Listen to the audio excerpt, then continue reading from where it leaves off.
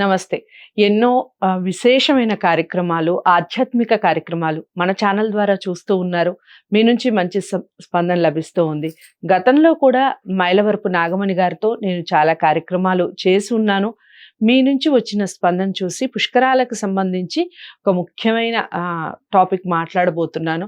ప్రతి వీడియోని ఫస్ట్ నుంచి లాస్ట్ వరకు చూడండి. ఇక నాగమణి గారి గురించి చెప్పాలి అంటే త్రిజగద్గురు పీఠం వ్యవస్థాపకులు. అలాగే త్రిజగద్గురు పీఠంలో నాగప్రతిష్ఠకు సంబంధించి తన సేవల్ని అందిస్తూ ఉన్నారు. సనాతన ధర్మాన్ని కాపాడటానికి తను చేస్తున్న సేవలు అజరామరం అని చెప్పొచ్చు. అంటే చాలా సంవత్సరాలుగా వాళ్ళ వంశ ప్రతిష్టని కాపాడుకుంటూనే అలాగే నాగప్రతిష్ఠకు సంబంధించి చాలా మందికి అవగాహన కల్పిస్తూ ఉన్నారు. ఇక తన మాటల్లో వినే ప్రయత్నం చేద్దాం. ఆల్రెడీ చాలా వీడియోస్ మన ఛానల్లో ఉన్నాయి. తప్పకుండా ప్రతి వీడియోని ఫస్ట్ నుంచి లాస్ట్ వరకు వాచ్ చేయండి, ఎక్కడ మిస్ కాకుండా. పుష్కరాలకి సంబంధించి నేను కొన్ని వీడియోస్ ఆల్రెడీ మన ఛానల్లో చేస్తున్నాను.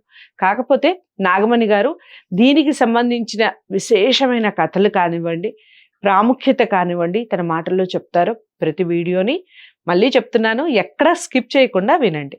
నమస్కారం అమ్మా. నమస్కారం అమ్మా.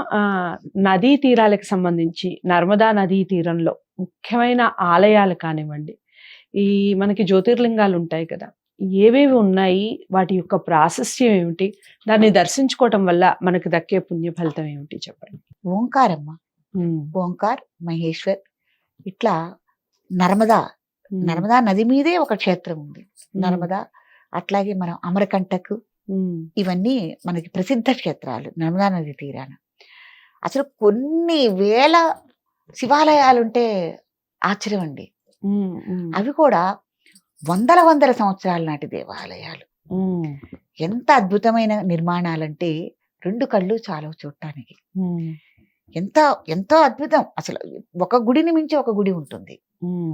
కాబట్టి ముఖ్యంగా ఏంటంటే అమరకంటకులో మన జన్మస్థానం కాబట్టి అక్కడికి పెడతారు. బారూచి, ఓంకారు, అమరేశ్వర్, ఇట్లా చాలా మనకి ద్వాదశలింగాల్లో మనకి ఓంకారు ప్రసిద్ధ క్షేత్రం కదా.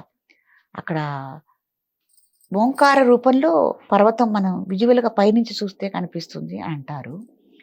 తర్వాత మనకి 9 నాడులు, ముఖ్యమైన నాడులు ఉన్నాయి మనిషికి. ఈ నాడీ జ్యోతిర్లింగాలు కూడా ఈ నర్మదా నది తీరంలోనే నాడీ జ్యోతిర్లింగాలుగా పిలుస్తారు. ఒక్కొక్క చోట ఒక్కొక్క లింగానికి ఒక్కొక్క నాడి ఉంది. ఆ నాడీ జ్యోతిర్లింగాలుగా కూడా మనం పిలుస్తారు. అంత అద్భుతమైన క్షేత్రాలు ఉన్నాయమ్మా ఈ నర్మదా నది. అందుకే అంత విశిష్టత ఉంది, గొప్పతనం. అయితే ఇప్పుడు ఈ పుష్కరాల టైంలో వాటిని దర్శించుకోవటం వల్ల మనకు కలిగే పుణ్య ఫలితం ఏ విధంగా ఉంటుంది? మీరు వాళ్ళు ఎవరైతే పుష్కర యాత్రికులు ఉన్నారో వాళ్ళే ముందుగా ప్లాన్ చేసుకుని ఓంకార దగ్గరికి వెళ్తే మనం ఏమేం చూడగలం, బారూచికి వెళ్తే ఏం చూడగలం, లేకపోతే ఇంకో చోటకి వెళ్తే మనం ఏం చూడగలం అని ముందు నిర్ణయించుకుని దగ్గర ఈ నాడీ జ్యోతిర్లింగాలు కూడా ఎక్కడెక్కడ ఉన్నాయి. ఓంకార దగ్గర, ఓంకార్లో మరి 2 శివలింగాలు ఉన్నాయి, పక్కనే ఉంటాయి. అది చాలా విశిష్టమైంది. కాబట్టి ముందే ప్లాన్ చేసుకుని మీరు ఎన్ని చూడగలరు, ఎన్ని దర్శించుకోగలరు. ఒక ఘాట్లో స్నానం చేసాం, అయిపోయింది, పితృతర్పణాలు పెట్టారు, అంతవరకు ఓకే. తర్వాత ఇంకో ఘాట్ దగ్గరికి వెళ్తే స్నానం చేయకూడదని ఏం లేదు, తప్పకుండా చేయొచ్చు. ఈ ఎంత అందుబాటులో ఉంటే అన్ని దర్శనాలు చేసుకోవచ్చు. తర్వాత మీకు వామనుడు గురించి. వామనుడు శ్రీ మహావిష్ణువు వామనావతారంగా ఎత్తి ఈ బారూచిలోనే తన 3 అడుగుల నేలను ఇక్కడే కొలవటం జరిగింది.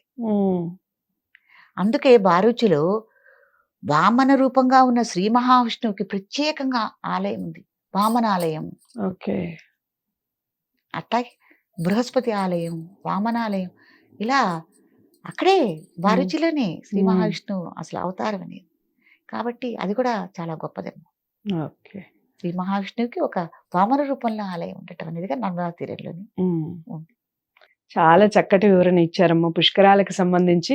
అలాగే పుష్కర ఘాట్లు స్నానం ఎలా ఆచరించాలి, ఏమిటి, పితృతర్పణాలకు సంబంధించి, ఇలా ప్రతి విషయం గురించి చాలా చక్కటి వివరణ ఇచ్చారు. ధన్యవాదాలు. చిన్న విషయం అండి, అమ్మాయి ఎవరైనా సరే పుష్కర స్నానాలకు వెళ్ళాలనుకున్న వాళ్ళు తప్పకుండా వెళ్ళండి.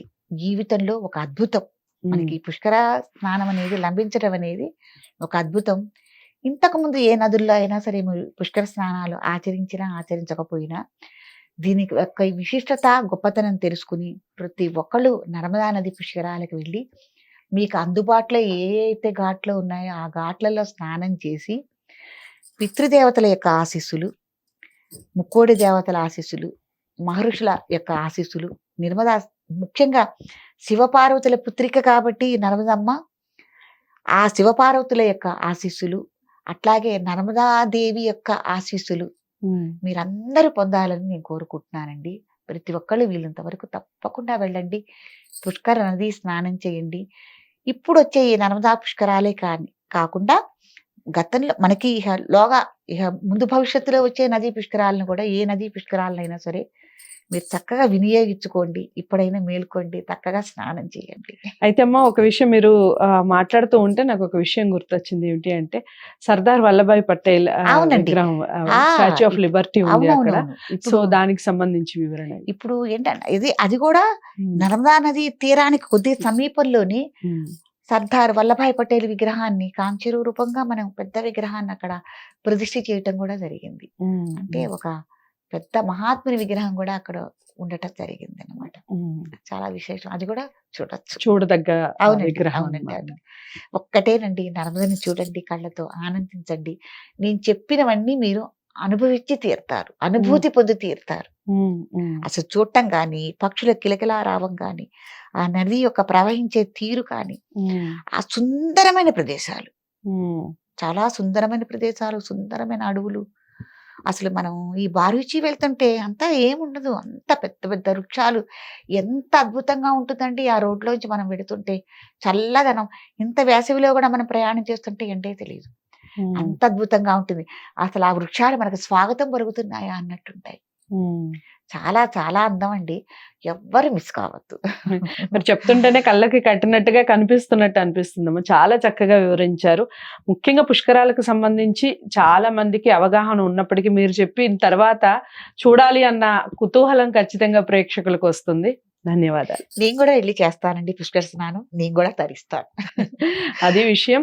పుష్కరాలకు సంబంధించిన ప్రతి వీడియోని ఫస్ట్ నుంచి లాస్ట్ వరకు వాచ్ చేయండి. ఎక్కడ స్కిప్ చేయకుండా చూడండి. మీకు ఇంకా ఏమైనా డౌట్స్ ఉంటే కామెంట్ బాక్స్ లో తెలియచేయండి. మీరు నాగమణి గారిని కలవాలి అనుకుంటే స్క్రీన్ మీద కనపడే నెంబర్కి కాల్ చేస్తే నాగప్రతిష్ఠకు సంబంధించి మీరు ఇంకా ఎలాంటి వివరాలు కావాలన్నా తప్పకుండా తన వివరణ అందిస్తూ ఉంటారు. ఇది ఈ కార్యక్రమం యొక్క విశిష్టత.